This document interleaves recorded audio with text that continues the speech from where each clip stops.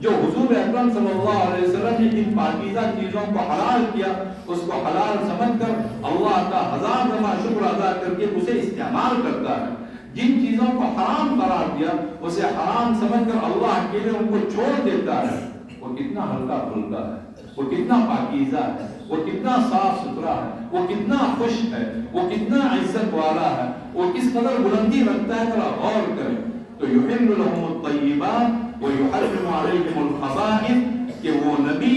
تمہارے لیے اور انسانوں کے لیے تمام پاکیزہ چیزوں کو حلال کرتے ہیں اور تمام ناپاک چیزوں کو حرام کرتے ہیں، اور انسانیت پر جو بوجھ لگا ہوا تھا، جن بیڑیوں میں انسانیت جکڑی ہوئی تھی، ایک ایک بیڑی کو کھولتے ہیں اور جو بوجھ ہے، جو طوق ان کے گردنوں میں پھنسائے گئے ہیں، ایک ایک طوق کو نکال کر گردن بھی آزاد کرتے ہیں، جسم بھی آزاد کرتے ہیں، ہاتھ پاؤں بھی آزاد کرتے ہیں، اور انسان کی روح جو زخمی اور لہو لہان تھی اس روح کو بھی آزاد کرتے ہیں۔ تو معلوم یہ ہوا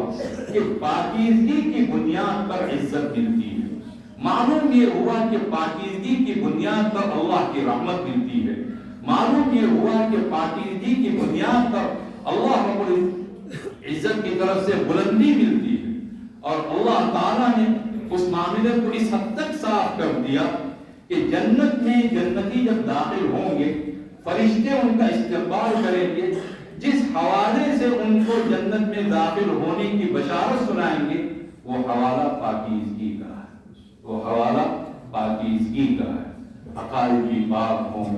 اخلاق بھی پاک ہوں، اعمال بھی پاک ہوں، دل دماغ بھی پاک ہوں، کوئی نجس چیز، کوئی غلیظ چیز، کوئی پلید چیز وہ ہمارے قریب تک نہ رکھے۔ جنتی جب جنت میں جائیں گے تو جنت کے قریب جب آئیں گے تو جنت کے دروازے کھلے ہوئے ہیں، اور جنت کے دروازے دنیا کے دروازوں کی طرح نہیں کہ 1 میٹر 1.5 میٹر، بہت لمبا ہوا تو 3-4 میٹر 5 میٹر، کسی کا پھاٹک بہت بڑا ہے۔ جنت کے دروازے اتنے چوڑے ہوں گے کہ دنیا کے لحاظ سے سینکڑوں کلومیٹر کے ہوں گے۔ وسیق الذین اتقوا ربہم، سینکڑوں میٹر نہیں، سینکڑوں کلومیٹر۔ وسیق الذین اتقوا ربہم الی الجنۃ زمرا، ان لوگوں کو جن کے دلوں میں خوف خدا تھا ان کو جنت کی طرف لایا جائے گا گروہ در گروہ، گویا معزز وفود کی شکل میں، حتی اذا جاؤوها، یہاں تک کہ وہ جب جنت کے پاس پہنچیں گے، وفتحت ابوابها، اور جنت کے دروازے پہلے ہی سے کھلے ہوں گے، وقال لهم خزنتها، تو وہاں کے جو فرشتے ہیں محافظ وہ جنت والوں سے کہیں گے سلام علیکم طیبتم فادخلوها خالدین، تم پر سلامتی ہو، تم بڑے پاک صاف رہے، تم دنیا کے اندر پاک صاف رہے، اس لیے جنت میں ہمیشہ ہمیشہ کے لیے داخل ہو جاؤ۔ اللہ تعالیٰ نے پاکیزگی کی بنیاد ایمان کو اور عمل صالح کو قرار دیا۔ ایمان کے بغیر کوئی پاکی نہیں، عمل صالح کے بغیر کوئی پاکی نہیں، چاہے آدمی ظاہری طور پر اپنے آپ کو عطر میں ڈبوئے رکھے، ایمان نہیں ہے تو وہ نجاست کی بوٹ ہے، غلاظت کا ایک مجموعہ ہے۔ یا ایھا الذین آمنوا انما المشرکون نجس، اے لوگوں جو ایمان لائے ہو، جو مشرک ہے خدا کے ساتھ کسی کو شریک کرتا ہے وہ غلاظت اور نجاست کا ایک مجموعہ ہے۔ پاکیزگی ایمان کی بنیاد پر ہے اور پاکیزگی اچھے کاموں کی بنیاد پر ہے۔ اللہ تعالیٰ نے خود یہ بات ارشاد فرمائی انہ من یأت ربہ مجرما فإن لہ جہنم لا يموت فیہا ولا یحیا، جو خدا کے دربار میں مجرم بن کر آئے گا، خدا کا انکار کرنے والا، خدا کے ساتھ کسی کو شریک کرنے والا، خدا کی شان میں گستاخی کرنے والا، خدا کے دین کو ٹھکرانے والا، بات نہ ماننے والا، خدا کی آیات پیش کیے جانے پر بھی منہ پھیر کر اعراض کرنے والا، سب مجرم ہیں۔ ومن اظلم ممن ذکر بآیات ربہ ثم اعرض عنها انا من المجرمین منتقمون، اس سے بڑھ کر ظالم کون ہے جس کے سامنے اس کے رب کی آیات یاد دلائی جاتی ہیں پھر بھی اس سے منہ پھیرتا ہے اور اعراض کرتا ہے ایسے تمام مجرموں سے ہم انتقام لے کر رہیں گے. وہ انتقام کبھی دنیا میں ہوتا ہے اور آخرت میں وہ انتقام ہوگا. جو بھی اپنے رب کے پاس مجرم بن کر آئے گا اس کے لیے جہنم ہوگی، نہ مرے گا نہ جیے گا. مرے گا تو نہیں اس لیے کہ جہنم میں وہ جلتا ہی رہے گا، اور جیے گا اس لیے نہیں کہ زندگی موت سے بدتر ہو جائے گی. وَمَن يَأْتِهِ مُؤْمِنًا، جو اللہ کے دربار میں مومن بن کر آئے گا، قد عمل الصالحات، اور صرف مومن ہی نہیں، جس نے اچھے اچھے کام کیے ہوں گے ایمان کے ساتھ اور اچھے کاموں کے ساتھ آئے گا،